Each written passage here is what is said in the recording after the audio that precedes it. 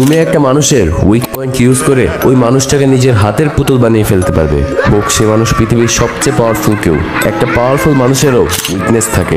এখন তোমার শুধু সেই উইকনেসটাকে খুঁজে বের করে ইউজ করতে হবে। তুমি হয়তো অনেক ইউটিউবারদেরকে বলতে শুনেছো অন্যের উইকনেস ইউজ করার কথা, বাট তারা তোমাকে কখনো এটা বলে নাই যে কিভাবে অন্যের উইকনেস খুঁজে বের করতে হবে এবং সেটাকে ইউজ করতে হবে। বাট আজকে তোমাদেরকে স্টেপ বাই স্টেপ ভাবে বলবো যে কিভাবে অন্যের উইকনেস খুঁজে বের করে সেটা ব্যবহার করতে হবে। তাই ভিডিওটা লাস্ট পর্যন্ত দেখার অনুরোধ রইল।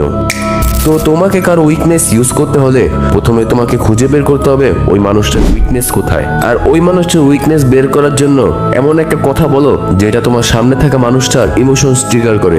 যেমন, তোর মতো মানুষ তো বড় কিছু করতে পারবে না।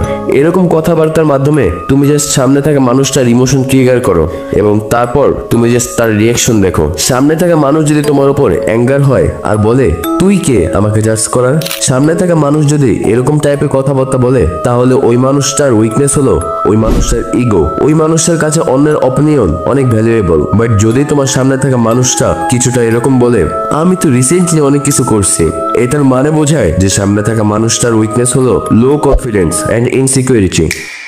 এখন আমি এই ভিডিওটার মেজর পয়েন্টটা বলবো। মনে করো তুমি আমার দেওয়া ট্রিক ইউজ করে তোমার সামনে থাকা মানুষটার উইকনেস পেয়ে গেলা, বাট এই উইকনেসটা তো ইউজ করা লাগবে, তাই না? সো এখন যদি তোমার সামনে থাকা মানুষের উইকনেস হয় ইগো, তাহলে ওই ইগোটাকে ইউজ করো। আসলে ইগোইস্টিক মানুষরা সবসময় সম্মান চায়, তাই তাদের সম্মান হারানোর ভয় দেখাও। ধরো তুমি এরকম ইগোইস্টিক মানুষকে দিয়ে কোনো একটা কাজ করাতে চাও, তো এরকম ইগোইস্টিক মানুষকে তাদের সম্মান হারানোর ভয় দেখিয়ে কাজটা করাতে হবে। যেমন তোমাকে তাকে বলতে হবে তুমি এই কাজটা যদি না করো তাহলে লোকেরা তোমাকে দুর্বল ভাববে বা অসম্মান করবে। যেহেতু ইগোইস্টিক মানুষরা নিজের সম্মান নিয়ে অনেক সচেতন এবং অনেক সেনসিটিভ, সেহেতু তারা নিজেদের সম্মান রক্ষার জন্য নিজেদের জীবনও দিতে পারবে।